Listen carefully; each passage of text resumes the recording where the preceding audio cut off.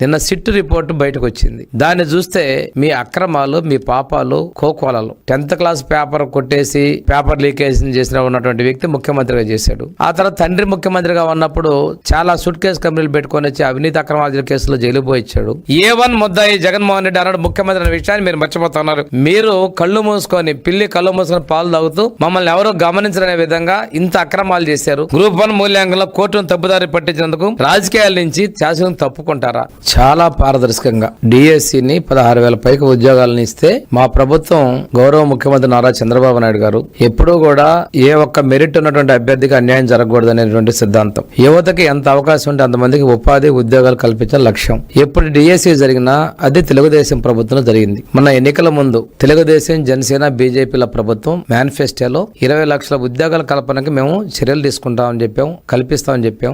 దానిలో భాగంగానే మొదటగా డిఎస్సిలో 16,000 పైచిలకు ఉద్యోగాల్ని చాలా ట్రాన్స్పరెంట్ గా నిర్వహించాం. 350 కేసులు పెడితే వాటన్నిటిని కూడా మేము చట్టబద్ధంగా వాటిని అధిగమించుకొని ఎలాంటి ఇబ్బంది లేకుండా డిఎస్సి ప్రక్రియ మొదలు పెట్టాం. పిల్లులు వేస్తే పిల్లు కూడా కోర్టు కొట్టేసింది.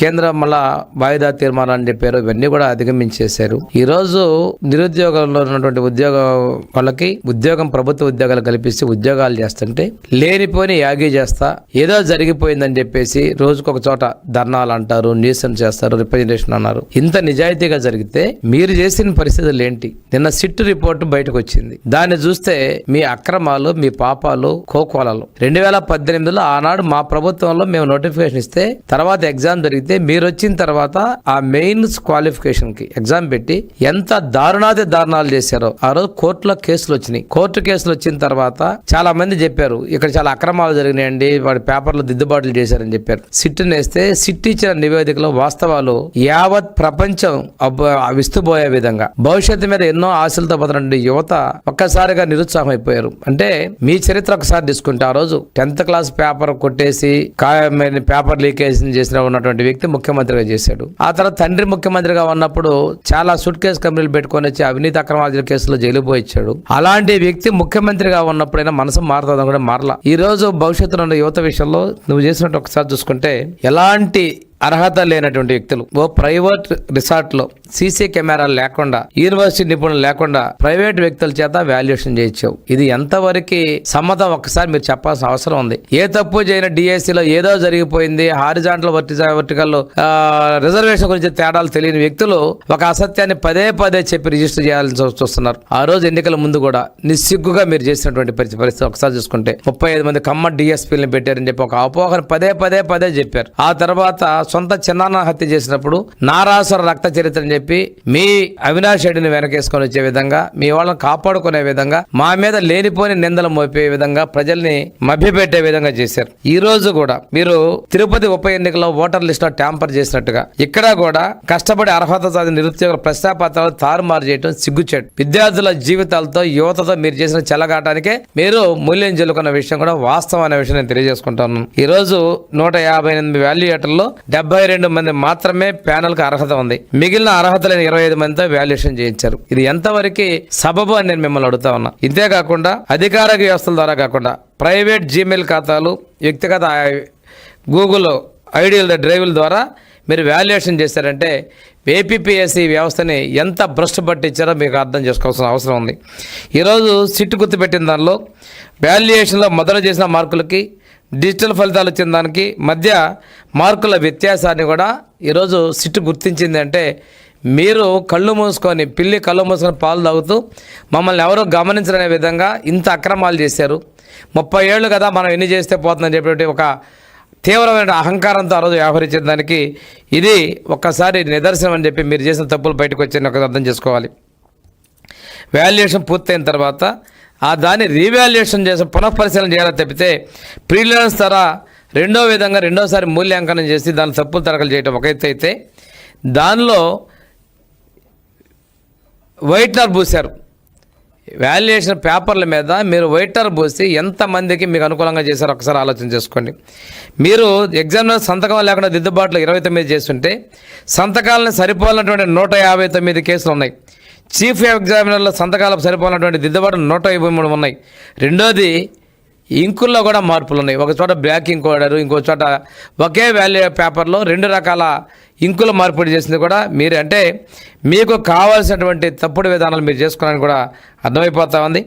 ఎంపికైన 165 మంది అభ్యర్థుల్లో 160 మంది అంటే 96.97% మంది యొక్క ఓఎంఆర్ షీట్లో దిద్దుబాట్లు జరిగాయంటే మీరు ఎంత తప్పుడు పనులు చేశారో, ఎంత ఆశ్రిత పక్షపాతం చేశారో, దీని వెనక ఎంత పెద్ద ముడుపులు చెల్లాయో కూడా తెలుసుకోవాల్సిన అవసరం ఉంది. ప్రజలు కూడా, యువత కూడా ఇలాంటి తప్పుడు చర్యల్ని గమనించుకోవాల్సిన అవసరం కూడా ఉందని నేను తెలియజేసుకుంటూ, ఏపీపీఎస్సీ అధీనంలో ఉండాల్సినటువంటి ఆన్సర్ షీట్స్ ఒక ప్రైవేట్ రిసార్ట్స్కి ఎలా వెళ్ళాయి, 84 రోజులు అక్కడ ఎందుకు ఉన్నాయనేది కూడా ప్రజలందరూ కూడా గమనించుకో. ఈ సీట్ రిపోర్ట్ ద్వారా ఆశ్చర్యపోతున్న విషయాన్ని మేము ఒకసారి గుర్తు చేస్తా ఉన్నాం. మీరు 169 ఓఎంఆర్ మూల్యాంకన షిప్పుల్లో వైట్నర్ లేదా వైట్ కరెక్షన్ ఫ్లూయిడ్ ఉపయోగించినట్టు ఫోరెన్సిక్ పరీక్షలు తెలిసిందంటే మీరు ఎంత దిగజారిపోయారో. ఆ రోజు ఓబులాపురం మైనింగ్లో ఉన్నటువంటి దానిలో ఎక్కడ బోర్డర్స్ దాటి అక్రమ మైనింగ్ చేశారో, ఆ రోజు ఒక విధంగా చేస్తే ఈరోజు యువత యొక్క భవిష్యత్తులో ఇంకో విధంగా చేసిన విషయాన్ని మీరు ఒకసారి గుర్తుకోవాలి. ఎంపికైన 165 మంది అభ్యర్థులు, ఎంపిక కాని 160 మంది అభ్యర్థులు, 400 మంది రిట్ పిటిషన్లు, మొత్తం 736 మంది యొక్క అభ్యర్థుల యొక్క సిఎఫ్ఎస్ఎల్ రిపోర్టు సేకరిస్తే దానిలో 736 మంది అంటే 97.55% మందికి ఓఎంఆర్ షీట్లో దిద్దుబాట్లు చేశారంటే మీరు ఏపీపీఎస్సీలో చేసిన అక్రమాల పరాకాష్ట ఎంత దారుణంగా ఉందో ఒక్కసారి గుర్తు చేసుకోవాలి.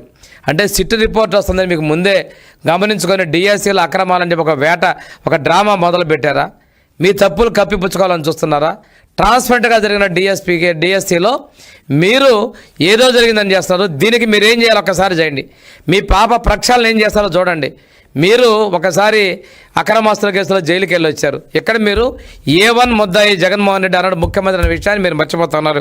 సిట్ ఇచ్చినటువంటి ద్వారా ఈ అక్రమాలకు మీరు బయటకు వచ్చినాయి. దీనికి మీరేం చెప్తారో మీ రోజు మాట్లాడుతున్న పెద్దలు అంటున్నారు, చాలామంది మాట్లాడుతున్నారు, ఇన్ఛార్జీలు అంటున్నారు, డిఎస్సీలు అంటున్నారు, మీ ప్రతిపక్ష నాయకుడు బొత్స అంటున్నారు.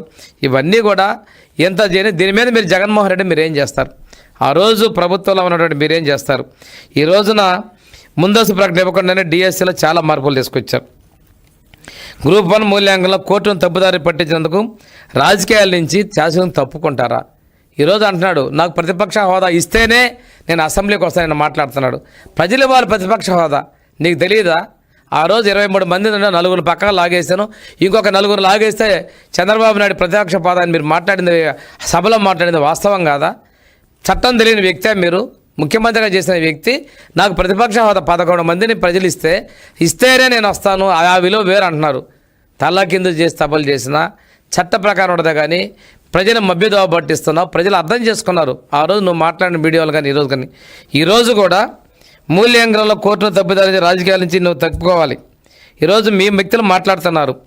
ఈరోజు నేను అడుగుతున్నా, కోర్టుకి సిట్ ఇచ్చినటువంటి దర్యాప్తు రిపోర్ట్ మీరు ఏం సమాధానం చెప్పండి. పత్రికా ప్రకటన పెట్టండి, ఈరోజు ప్రెస్ మీట్ పెట్టండి, ప్రెస్ మీట్ పెట్టి చెప్పండి నేను ఇన్ని తప్పులు చేశానని. మీకు ఈ రాష్ట్రంలో యువతను తప్పుపడి మీకు రాజకీయాల్లో ఉండే అర్హత కూడా లేదు. ఈ దీనిలో కూడా సిట్లో కూడా మీరు మొదటి ముద్ద అయిన విషయాన్ని మాజీ ముఖ్యమంత్రి ఈరోజు గుర్తుపెట్టుకోవాల్సిన అవసరం ఉంది.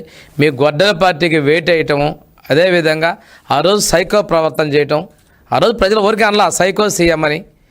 ఇలాంటి వ్యక్తులు ఈ రాజకీయాల్లో తగరు. దీనికి మీరు ప్రజలకు సమాధానం చెప్పాల్సిన అవసరం ఉంది. రండి, మీ మీడియా ద్వారా వచ్చి సమాధానం చెప్పమని చెప్పి నేను తెలియజేస్తానండి.